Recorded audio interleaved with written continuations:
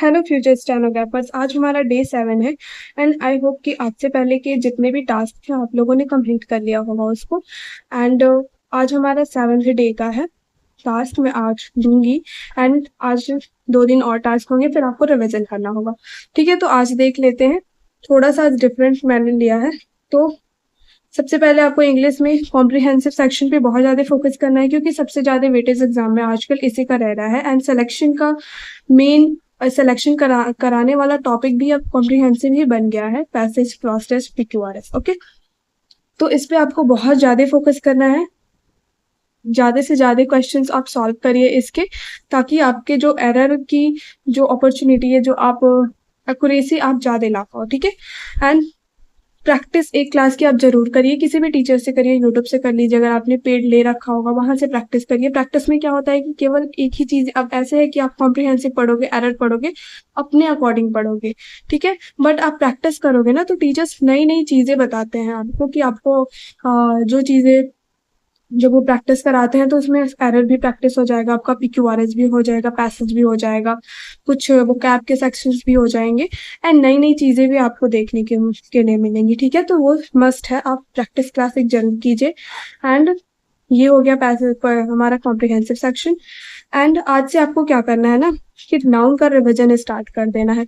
Error में अगर आप टॉपिक वाइज कर चुके हो, या फिर आपको लगता है ना कि मिक्स्ड पे आप स्विच कर चुके हो, तो आप मेरे अकॉर्डिंग आप मत करिएगा प्रैक्टिस नाउन की, अलग अलग पार्ट ऑफ स्पीच की। बट एक बार रिवीजन जरूर कर लीजिएगा, लास्ट टाइम चल रहा है तो, ताकि कभी कभी ऐसा होता है ना कि बहुत लगता है हमें कि ये मैं कर लूंगा, बट कर लूंगा, लेकिन क्या होता है ना कि कभी बहुत कंफ्यूजन हो जाता है कि क्या होगा, बेसिक से चीजें गलत गलत करने की अब बढ़ जाती। तो एक बार रिवीजन कर लीजिएगा, ज्यादा टाइम नहीं, 10 से 15 मिनट में हो जाएगा। 50 एरर्स करने हैं, 50 इडियम्स करने हैं, 100 वोकैब करने हैं, एंड 51 वर्ड सब्स्टिट्यूशन। एंड आज हमारा होमोनिम्स, आज आपको होमोनिम्स का रिवीजन करना है। ठीक है, तो इतना हो गया।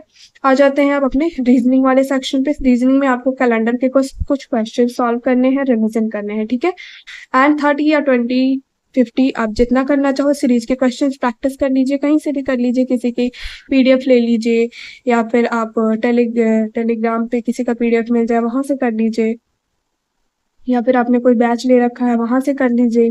बहुत ज्यादा क्वेश्चन आपको कहीं से भी मिल जाएंगे, आप बस उठा के प्रैक्टिस करना स्टार्ट करिए, या फिर जहां से आप मॉक दे रहे हो वहां से भी आपको इजीली अवेलेबल हो जाएंगे क्वेश्चंस। ठीक है, एंड मस्ट है 1 से 20 तक के स्क्वायर आपको याद करने हैं। ठीक है, ये हमें लगता है कि अरे मैं तो कर लूंगा, कर लूंगी, इजी है, बट जब तक आप हैबिचुअल नहीं होंगे इन चीजों के ना, तब तक आप इसको इम्प्लीमेंट नहीं कर पाओगे। जब क्वेश्चन आएगा तो आपके सामने होगा स्क्वायर क्यूब, और आपको इनविजिबल हो जाएंगी चीजें, आप रिमाइंड नहीं कर पाओगे। ठीक है, इस वजह से इन सब पे प्रैक्टिस बनाए रखिए। जितनी जिस टॉपिक पे आपका पकड़ अच्छा होगा, वो उतना अच्छा आप वहां पे एक्यूरेसी के साथ बहुत ही जल्दी आप करके अपना स्विच कर जाइएगा नेक्स्ट क्वेश्चन पे। ठीक है, एंड GK GS पे अब चलते हैं। तो GK GS में आपको क्या करना है, GK GS में विटामिन, बायो में विटामिन एंड डिजीज, कौन से विटामिन के डिफिशियंसी से कौन सा डिजीज होता है, ये सारी चीजें, उनके केमिकल नेम, उनके जो नॉर्मल नेम है, सारे नेम्स याद रख लेने हैं।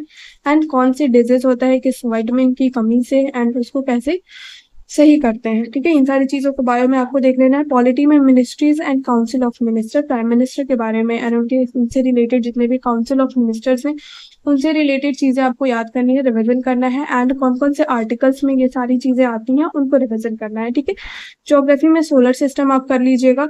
एंड करंट अफेयर में क्या करना है, कप्स एंड ट्रॉफीज, इसको आप 2 दिन लीजिए।